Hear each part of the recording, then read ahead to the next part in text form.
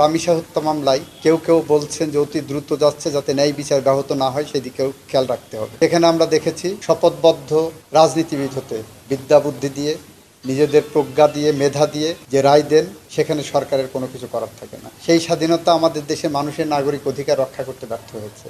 বাংলাদেশের বিচার বিভাগ যতটা স্বাধীন, এত স্বাধীনতা অন্য কোনো জায়গায় খুব কম উপভোগ করে। আপনার সুপ্রিম কোর্টের বিচারকরা সাংবিধানিকভাবে এতটাই স্বাধীন, যেখানে তাদের ট্রান্সফার, পোস্টিং, ডিসিপ্লিন কোনো কিছু সরকার হাতে নাই। কিন্তু সেই স্বাধীনতার অন্য রূপও আমরা দেখেছি শপথবদ্ধ রাজনীতিবিদ হতে। সেই স্বাধীনতা আমাদের দেশের মানুষের নাগরিক অধিকার রক্ষা করতে ব্যর্থ হয়েছে।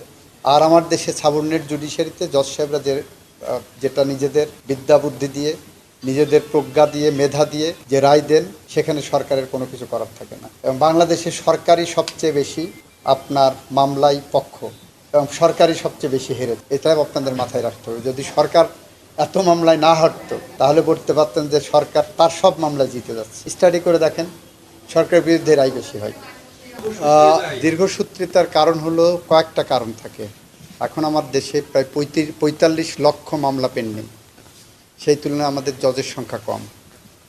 আর যদি ফার্স্ট ট্র্যাকে যে আমাদের লয়ারদের সংখ্যাও কম সেই তুলনায়, যারা ট্রায়াল করতে পারেন। ন্যায় বিচার নিশ্চিত করতে গেলে একটা ন্যায় বিচার প্রক্রিয়ার সাথে অনেকগুলো ফ্যাক্টর কাজ করে। যেমন ইতিমধ্যেই আপনারা লক্ষ্য করেছেন রামিসা হত্যা মামলায় কেউ কেউ বলছেন যে অতি দ্রুত যাচ্ছে, যাতে ন্যায় বিচার ব্যাহত না হয় সেদিকেও খেয়াল রাখতে হবে।